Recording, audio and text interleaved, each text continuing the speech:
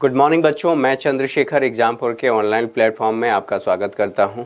आज एक महत्वपूर्ण विषय पर हम लोग बात करने वाले हैं जिसका नाम है एंटी डंपिंग ड्यूटी।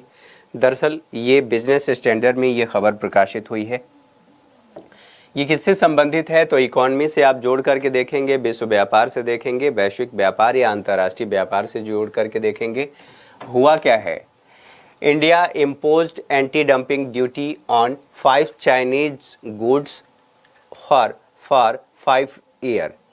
यानी कि भारत ने 5 चीन के उत्पादों पर या सामानों पर 5 वर्ष के लिए एंटी डंपिंग ड्यूटी इम्पोज किया है, यानी कि लागू किया है।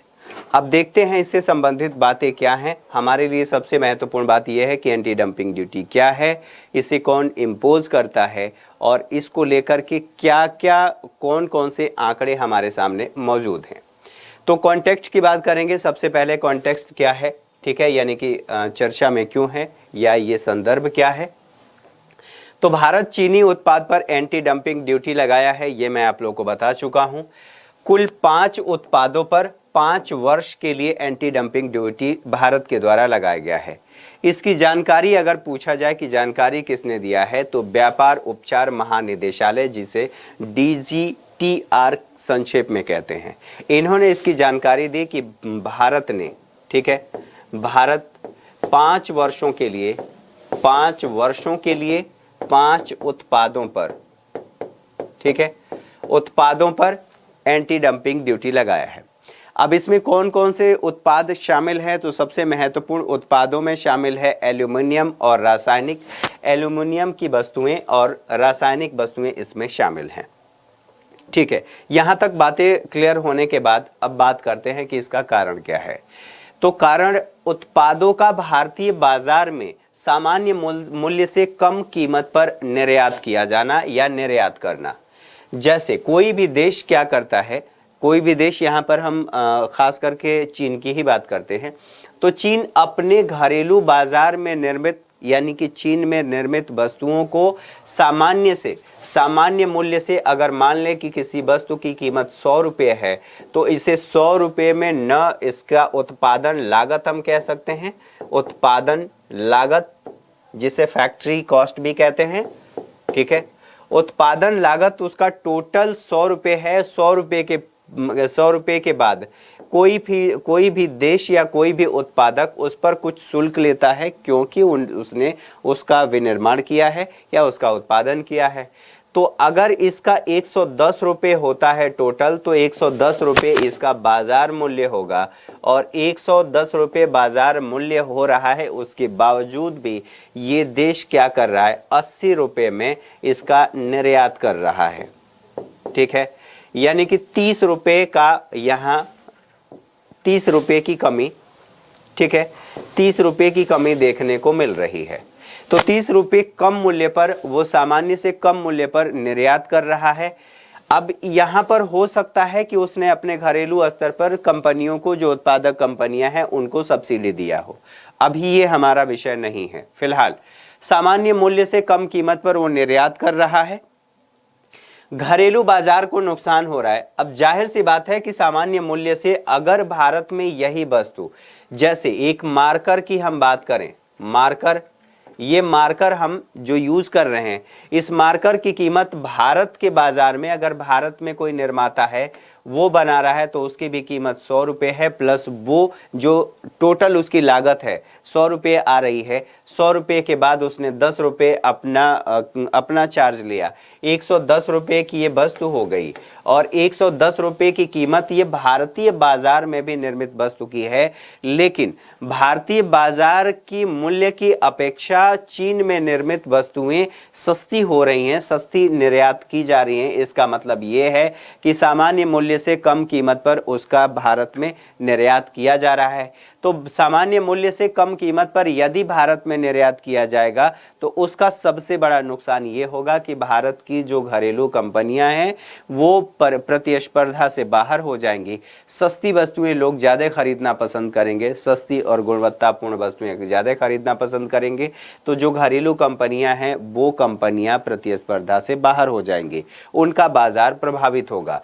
तो ये कहा जा रहा है कि घरेलू बाजार को इससे नुकसान हो रहा है। अप्रैल और सितंबर की बात करें 2021 में तो आंकड़ा बताता है कि भारत का जो निर्यात रहा है, चीन को हमने जो निर्यात किया है वो टोटल 12.26 बिलियन डॉलर का रहा है। हमने आयात कितना किया है तो 42.33 बिलियन डॉलर की कीमत का हमने आयात किया है। और इसमें जो हमारा घाटा हुआ है, ठीक है, घाटा हुआ है 30.07 बिलियन का हमारा घाटा हुआ है। और इसको आप दूसरे संदर्भ में समझें तो आप इसे ऐसे समझ सकते हैं कि जो व्यापार देखने को मिल रहा है दोनों देशों के मध्य वो किसके पक्ष में है, तो यह व्यापार चीन के पक्ष में दिखाई दे रहा है। अब डंपिंग क्या होता है, डंपिंग किसे कहते हैं, क्योंकि वहां पर बात हुई है एंटी डंपिंग ड्यूटी। एक अनुचित व्यापार प्रथा है जिसमें क्या करता है, जो निर्माता होता है दूसरे देश में वस्तुओं का सस्ते मूल्य पर वो अपने निर्यात तो करता है लेकिन सस्ते मूल्य पर निर्यात करता है। तो घरेलू जो उत्पाद को घरेलू कीमत से कम या उत्पादन लागत से कम कीमत पर वो निर्यात करता है। इससे एक समस्या क्या होती है कि अंतर्राष्ट्रीय व्यापार में विकृति उत्पन्न होती है और जिस देश को, यानी कि जो आयातक देश है, आयातक देश, ठीक है, आयातक देश को नुकसान होता है क्योंकि उसका घरेलू बाजार, घरेलू कंपनियों को नुकसान होता है। तो इसे अंतर्राष्ट्रीय व्यापार में एक विकृति के रूप में देखा जाता है कि ये अंतर्राष्ट्रीय व्यापार में स्वस्थ प्रतिस्पर्धा को प्रभावित कर रहा है। अब इसका उद्देश्य क्या होता है, एंटी डंपिंग ड्यूटी का या डंपिंग रोधी शुल्क का उद्देश्य क्या होता है, डंपिंग को रोकना। यानी कि डंपिंग, आप बहुत बड़े पैमाने पर खिलौने बना रहे हैं चीन में और उसको भारत के बाजार में डाल दे रहे हैं कम मूल्य पर, तो कम मूल्य पर डाल दे रहे हैं तो इसको हम डंपिंग कहते हैं, इकोनॉमी की भाषा में डंपिंग कहा जाता है। तो इस डंपिंग को रोकना, अंतर्राष्ट्रीय बाजार व्यवस्था में समानता लाना, कि आप एक समानता लाने का मतलब ये है कि स्वस्थ प्रतिस्पर्धा, आप निर्यात कर रहे हैं और हम आयात कर रहे हैं, हमारे घर की जो घरेलू कंपनियां हैं उन कंपनियों को भी एक स्वस्थ प्रतिस्पर्धा मिलनी चाहिए और उनको कीमतों के आधार पर उनके साथ भेदभाव नहीं किया जाना चाहिए, गुणवत्ता के मामले पर किया जा सकता है। तो दोनों की कीमतें यदि समान होंगी, भारत में निर्मित वस्तुओं की कीमतें समान होंगी और चीन से आयातित वस्तुओं की कीमतें समान होंगी, तो दोनों में एक स्वस्थ प्रतिस्पर्धा होगा और जिस वस्तु की गुणवत्ता अधिक होगी, जो उपभोक्ता है या कंज्यूमर है वो वस्तु वो ज्यादा खरीदेगा। तो इससे क्या होगा, अंतर्राष्ट्रीय व्यापार व्यवस्था में समानता आएगी और विकृति नहीं उत्पन्न होगी। घरेलू कंपनियों की अंतर्राष्ट्रीय प्रतिस्पर्धा बढ़ाने में सहायता मिलेगी। इसके साथ साथ जो WTO है, विश्व व्यापार संगठन, जिसे हम कहते हैं वर्ल्ड ट्रेड ऑर्गेनाइजेशन, विश्व व्यापार संगठन, ये अंतर्राष्ट्रीय व्यापार को देखता है और प्रतिस्पर्धी बनाए रखने का, एक स्वस्थ प्रतिस्पर्धा बाजार में, वैश्विक बाजार में बनाए रखने का काम करता है। तो डंपिंग रोधी जो शुल्क है या जो उपाय हैं उसे वो अनुचित नहीं मानता अगर उचित कारण दिया जाता है तो। ठीक है, फिर से इसको बता रहा हूं कि WTO अंतर्राष्ट्रीय व्यापार में स्वस्थ प्रतिस्पर्धा को बनाए रखने के लिए जो एंटी डंपिंग ड्यूटी है उसको अनुचित नहीं मानता अगर वो लॉजिकल लगाया गया है तो ये इसके द्वारा बैन नहीं किया जाएगा या किसी देश पर दोषारोपण नहीं किया जाएगा यदि वो लगाता है तो। कारण उचित प्रतिस्पर्धा के साधन को बनाए रखना या उचित प्रतिस्पर्धा को बनाए रखना। अब व्यापार उपचार महानिदेशालय की बात हुई है कि इन्होंने इसकी जानकारी दी है, तो इनके बारे में जानना जरूरी है कि ये कौन है।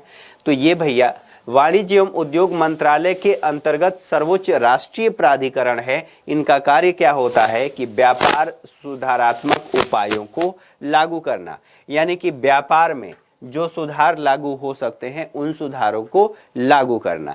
किसके अंतर्गत है, तो वाणिज्य एवं उद्योग मंत्रालय भारत सरकार के अधीन है। तो आप लोगों को कैसा लगा ये क्लास, आप लोग कमेंट करके जरूर बताएं। आप लोगों के कमेंट, वैल्यूएबल कमेंट का हमें इंतजार रहेगा। आज के सेशन में इतना ही। अगले सेशन में इसी प्रकार के किसी महत्वपूर्ण टॉपिक पर हम बात करेंगे शॉर्ट न्यूज में। तो तब तक के लिए नमस्कार, ढेर सारी शुभकामनाएं। कल की क्लास में मुलाकात होगी। नमस्कार।